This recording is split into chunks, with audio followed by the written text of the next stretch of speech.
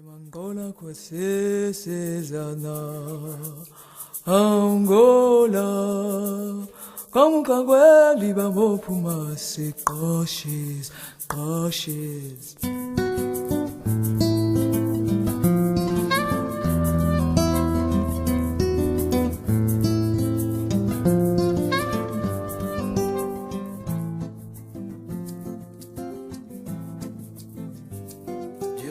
Roman de Ghislaine Béala intitulé Destin troublant.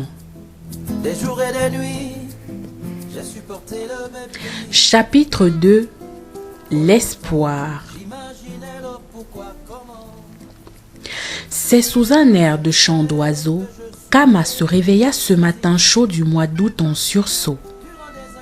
L'horloge sur le mur en face d'elle affichait 8h15.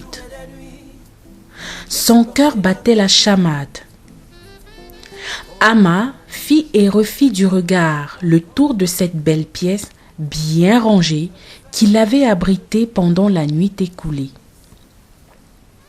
Elle repoussa d'un mouvement brusque du pied les draps soyeux qui caressaient jusqu'ici sa peau et s'assit sur le lit, tout essoufflé. Les rideaux multicolores dont la couleur jaune se démarquait des autres par sa clarté et son reflet dans toute la pièce donnaient un aspect de coucher de soleil. Ama eut besoin de plusieurs dizaines de secondes pour réaliser qu'elle n'était pas chez Tanti Emma. Elle n'avait de ce fait rien à craindre ce matin, malgré ce réveil qu'elle savait plus tardif que d'habitude, qui lui aurait pourtant valu un début de journée très amer. Ce matin, Tanti Emma n'allait pas l'agresser verbalement, encore moins physiquement, comme toutes ces fois qu'Ama avait osé ne pas se lever avant les autres habitants de la maison. Comme cette fois par exemple, où Tanti Emma l'avait réveillée brusquement en lui versant le contenu d'un seau d'eau froide de 5 litres, mouillant ainsi en plus de sa cible le lit et ses effets personnels qui se trouvaient dans le périmètre. S'ensuivit alors ce jour-là une kyrielle d'injures à n'en point finir. Si le choix des mots variait de manière journalière, le champ lexical, quant à lui, restait le même.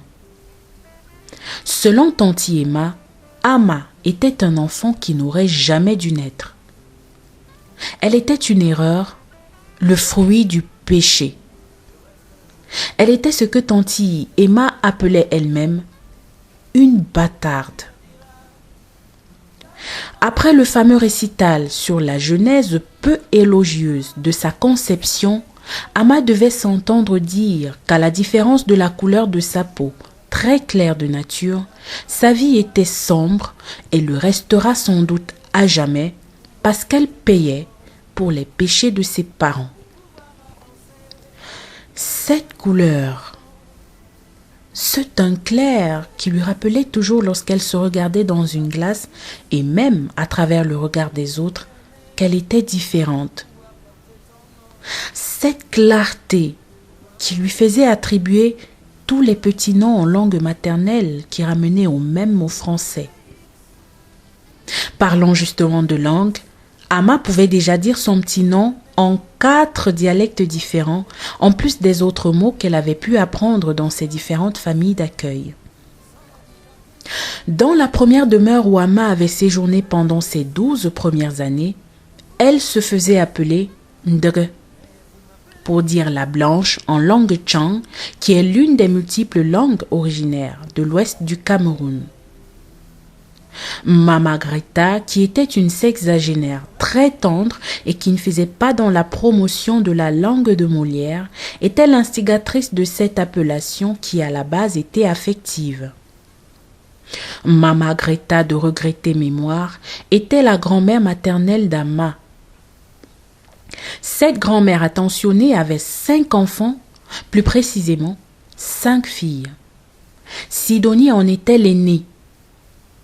Elle était mariée, mère d'un garçon de 23 ans et résidait dans la ville de Douala. Après Sidonie était née Mireille, la deuxième fille, de Mama Greta. C'est Mireille qui avait alors accueilli Ama après sa naissance et qui l'avait gardé jusqu'à l'âge de 12 ans. Puis suivaient respectivement Samantha, Esther malheureusement décédée et Angélique, la Benjamine. Angélique était la maman d'Ama d'après ce qui lui avait été raconté. Les tantes d'Ama lui avaient dit que leur sœur Angélique l'avait conçue à l'âge de 18 ans dès son arrivée en Allemagne. D'après ces dernières toujours, sa maman avait dû la confier à tante Mireille afin de pouvoir continuer ses études en toute quiétude. Après avoir fugué du domicile de sa tante Mireille à ses 12 ans, quelques jours suivant le décès de sa grand-mère qui y résidait depuis 3 années déjà, Ama se retrouva dans la rue et ne savait pas chez qui elle allait désormais séjourner. Elle ne pouvait être accueillie par aucune autre de ses 2 tantes au Cameroun. Depuis des années, il se disait que tante Sidonie avait pratiquement coupé les ponts avec la famille afin de bénéficier toute seule des richesses de son époux. Elle aurait alors créé une distance entre ses sœurs et elle, d'après les dires de ces dernières qui avaient l'habitude de la qualifier d'aînée indigne, ingrate, suffisante et égoïste, qui se contentait d'envoyer quelques billets d'argent à des occasions précises et rares.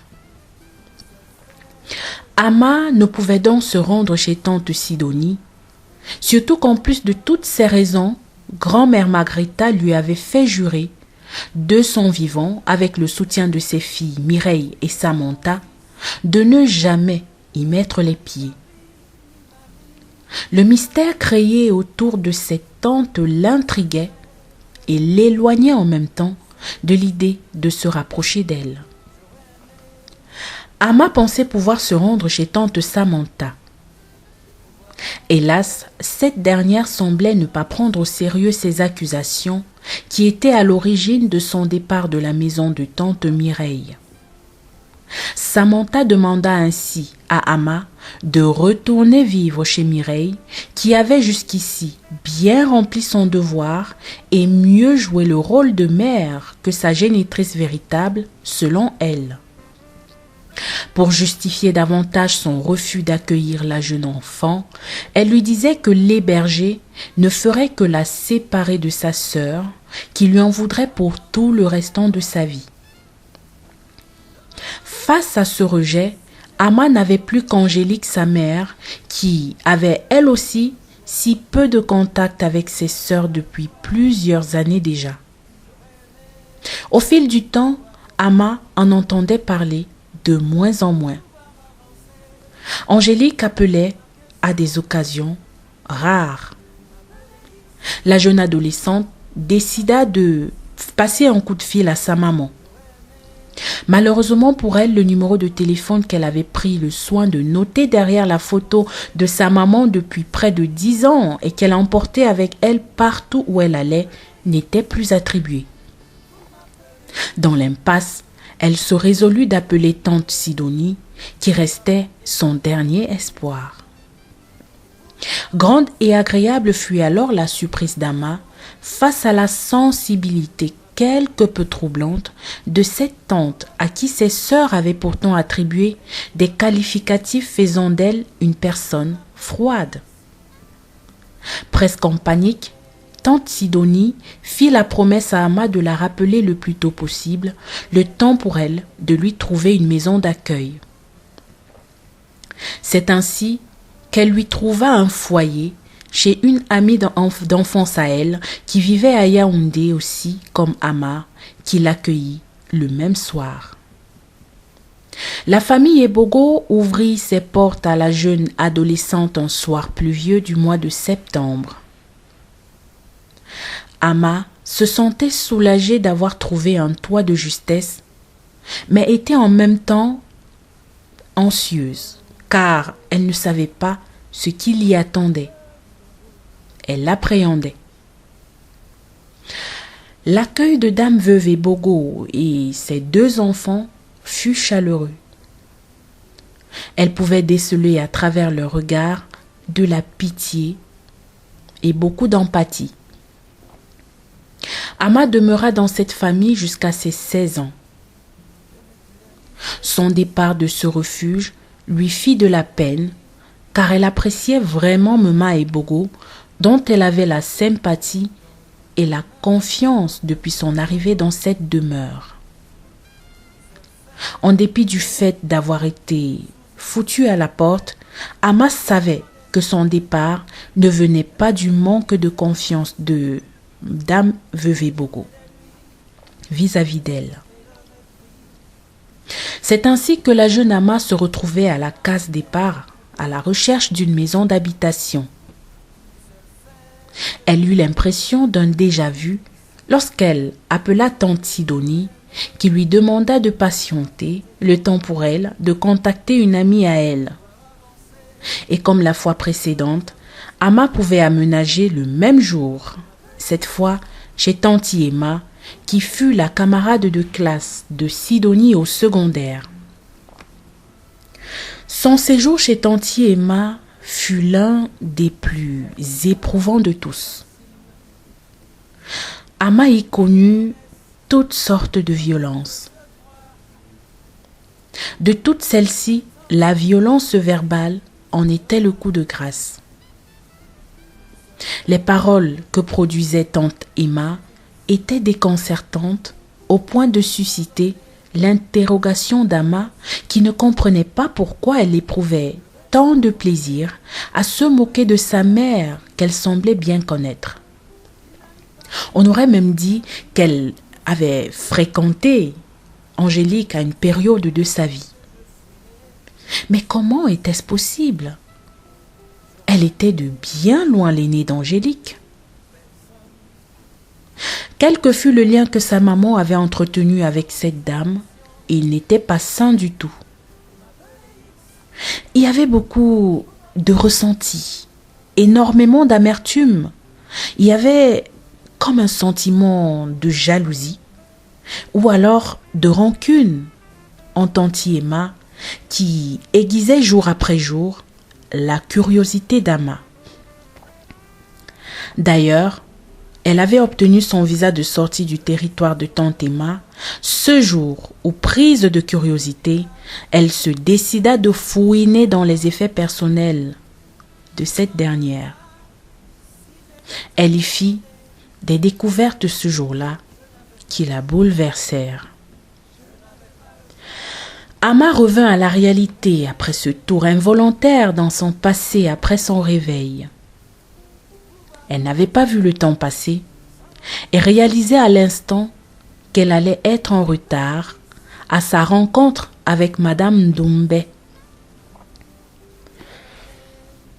Oh mon Dieu! Oh là là! Le rendez-vous avec Madame Doumbé. Aïe, je serai en retard. Mince, il faut que je l'appelle, dit Amma, toute paniquée. Allô? Oui, allô, Madame Doumbé? Oui, c'est bien moi. À qui ai-je l'honneur? C'est Amma qui vous appelle. Je suis... Ah! Amma! Ma fille, comment tu vas? Mais je t'attends depuis plus de 20 minutes déjà. Tu es où? Oh, madame, je m'excuse. Je vous demande pardon. Je suis en train de me mettre en route à l'instant. En fait, c'est que je me suis réveillée. Je me suis réveillée tard ce matin et excusez-moi, j'arrive. Je suis là dans 10 minutes. D'accord, ma fille, il n'y a pas de souci. Retrouve-moi donc au lieu convenu, ok?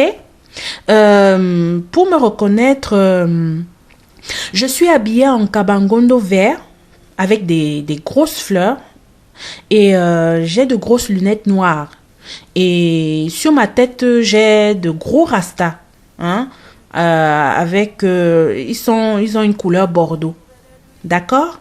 À tout à l'heure, ma fille. Dépêche-toi alors. Merci, madame. À tout à l'heure. À la suite de cette conversation, Ama poussa un ouf de soulagement qui lui permettait juste de se débarbouiller avant d'emprunter une moto-taxi pour le quartier Oja qui n'était qu'à un jet de pierre du carrefour du quartier Tropicana qui hébergeait l'hôtel dans lequel elle avait passé la nuit. Pleine d'espoir, Kama se mit en route, espérant que l'échange qu'elle allait avoir avec Madame Ndombe allait pouvoir l'aider à élucider tous ces mystères qui entouraient son existence. Qui je suis si je n'ai pas de racines? Ceux qui les connaissent me refusent ce droit. Combien de temps l'hypocrisie durera? Du seul fait que je suis né sous X. Comment vous pardonner si vous gardez le secret?